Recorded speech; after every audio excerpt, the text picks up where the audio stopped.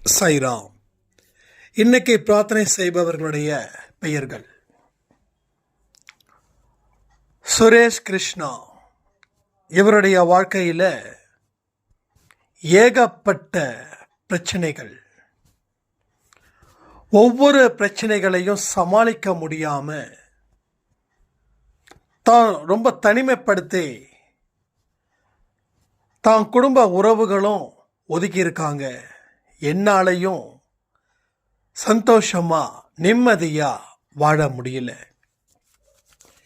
எனக்கு நல்ல மனநிலையும் உடல் ஆரோக்கியமும் மன ஆரோக்கியமும் வேணும் அப்படின்னு கேட்டிருக்காங்க. அவங்களுக்காக நம்ம பிரார்த்தனை பண்ணிக்கலாம். அடுத்தது கலை செல்வி. இவங்களுடைய உடல்நிலையில் ஏகப்பட்ட பிரச்சனைகள்.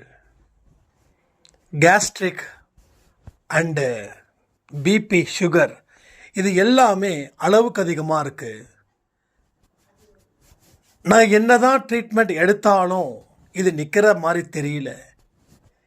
இது கர்ம வினையின் மூலமாக வந்த நோய் அப்படின்னு நான் நினைக்கிறேன்.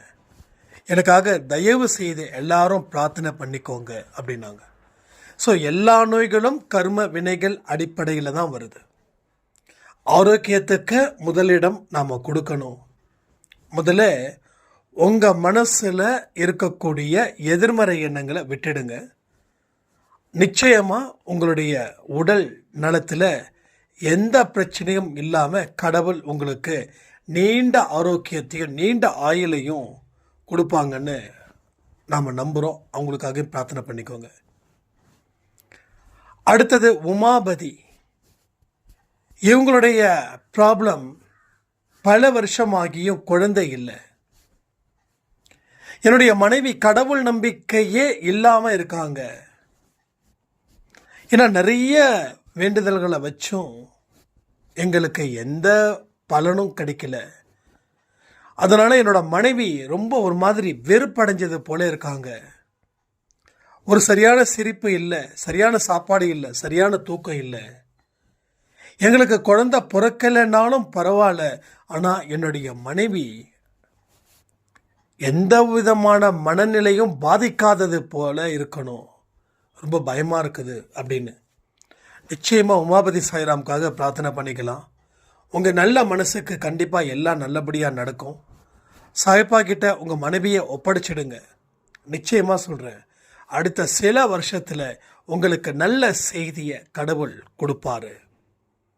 உங்களுடைய மனைவியோட மனநலமும் உடல் நலமும் கண்டிப்பாக நல்லபடியாகவே இருக்கும். அதனால் நம்பிக்கையோட கடவுளுடைய பாதத்தில் உங்கள் பிரச்சனைகளை ஒப்படைச்சிட்டு நீங்கள் நிம்மதியாக உங்கள் வேலை பாருங்கள். எல்லாமே பர்ஃபெக்டாக நடக்கும். அடுத்த சாய்ராம் சங்கர். இவர் சினிமாவில் மியூசிக்காக ட்ரை பண்ணிகிட்ருக்காரு. இவர் நிறைய அட்டம்ப்ட் எடுத்தும் முயற்சிகள் பலனளிக்கலை. நான் இத்தனை நாள் எப்படியோ வாழ்ந்தேன், ஆனால் இனி நல்லா வாழுவேன். என்னுடைய நோக்கம் லட்சியம் எல்லாமே ஒரு நல்ல மியூசிக் டைரக்டர் ஆகணும். அன்பே சாயில் நிறைய ஆடியோஸை நான் உங்களுக்கு இலவசமாக போட்டு தரேன் அப்படின்னும் ரொம்ப அவ்வளவு அன்பாக பேசினாங்க. ஸோ நிச்சயமாக சொல்கிறேன், உங்களோட ஒரு முயற்சியையும் வெற்றி அடையும். கவலையே படாதீங்க. கடவுளை நம்பினா எல்லாமே நல்லா நடக்கும். ஏன்னா சாய்ப்பா நிறைய பாடல்களை அன்பே சாயில் ஒளிபரப்பணும்னு அவருக்கு ஆசை.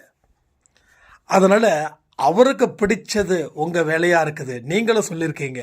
ஸோ டெஃபினட்டாக உங்களுக்கு சீக்கிரமாக சான்சஸ் கிடைக்கும். நீங்கள் அன்பே சாய் குடும்பத்தில் ஒரு சாட்சியாக விளங்குவீங்க.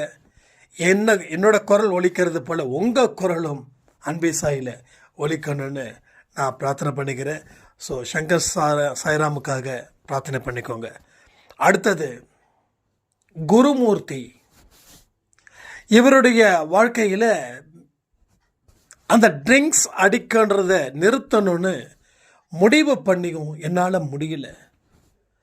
ஒரு சில நேரங்கள் ஆச்சுன்னா அந்த ட்ரிங்க் எடுத்தே ஆகணும், இல்லைன்னா என் மூளை வெடிச்சிடுறது போல எனக்கு பயமாக இருக்குது. நான் இதில் இருந்து மீண்டு வரணும், அதற்கு சாய்ப்பாதான் பிரார்த்தனை, சாய்ப்பாதான் காப்பாற்றணும் அப்படின்னு இருக்காங்க. ஸோ நல்ல முடிவுங்க குருமூர்த்தி சாய்ராம். ஏன்னா தான் பண்ணுறது தப்புன்னு தெரியாமல் எத்தனையோ மனிதர்கள் இன்றைக்கும் குடிச்சிக்கிட்டு தான் இருக்காங்க. ஒரு டாக்டரோட இன்டர்வியூ ஒன்று பார்த்தேன். குடித்தவங்க ஹாஸ்பிட்டலில் அட்மிட் ஆகும்போது அவங்க எடுக்கக்கூடிய அந்த வாந்திகளை இன்னொரு குடிகாரர் பார்த்தாருன்னா ஜென்மத்துக்கும் அந்த குடியை நிறுத்திடுவார் அப்படின்னாங்க. ஸோ குடிக்கிற நேரம், உங்களுக்கு எந்த நேரம் அந்த நேரம் இருக்கு இல்லையா, அது உங்கள் மூளையில் ஆழமாக பதிஞ்சிருக்குது. 6 மணி ஆச்சுன்னா குடிக்கணுன்ற தாட்டு வந்துடுச்சுன்னா அந்த இடத்துல நீங்கள் குடிச்சாவீங்க. அந்த நேரத்தில் என்ன பண்ணுறீங்க, கோயிலில் போய் உட்காந்துடுங்க. கோயிலில் போயிட்டு உட்காந்துடுங்க. எங்கேயும் ஒரு நேரத்தை ஒதுக்கிடுங்க. ஒரு 2 மணி நேரம் ஆனாலும் பரவாயில்ல. ஏன்னா பாரில் உட்காந்துட்டு இருக்கிறதுக்கு கோயிலில் உட்காந்துருக்கலாம்.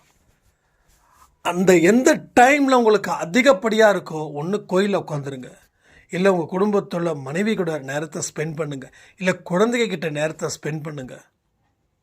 இதெல்லாம் செய்யும்போதே ஆட்டோமேட்டிக்காக அந்த மைண்ட் செட்டு மாறிடும். எல்லாமே ஆரம்பத்திலே கஷ்டம்தான், ஆனால் பழகிட்டோன்னா உங்களை விட திறமையானவர்கள் யாருமே இல்லை.